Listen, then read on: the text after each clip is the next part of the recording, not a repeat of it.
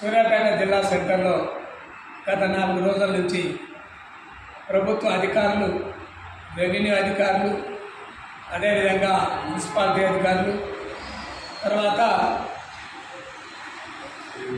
Irrigation అధికారులు ఇవాళ buffer zone పేరుతోటి, ఎఫ్టీఆర్ పేరుతోటి సర్వేలు నిర్వహిస్తూ ఉన్నారు. మేము ఆ అధికారులను దాన్ని కోరుతున్నాం. భారత కమ్యూనిస్టు పార్టీ పక్షాన అక్కడ ఉన్నటువంటి అనేక మంది, వందలాది మంది పేద ప్రజలు ఇల్లు నిర్మాణం ఉన్నటువంటి వాళ్ళు ఉన్నారు.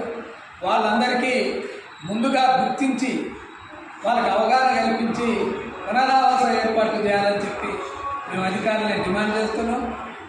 అదే కాకుండా వాళ్ళు అట్లనే వాళ్ళ ఇష్టానుసారంగా కొనసాగితే ఇక్కడ భారత కమ్యూనిస్టు పార్టీ సూర్యాపేట జిల్లాలో చూసి ఊరుకునేటువంటి పరిస్థితి లేదు. ఖచ్చితంగా వాళ్ళ వెనకాల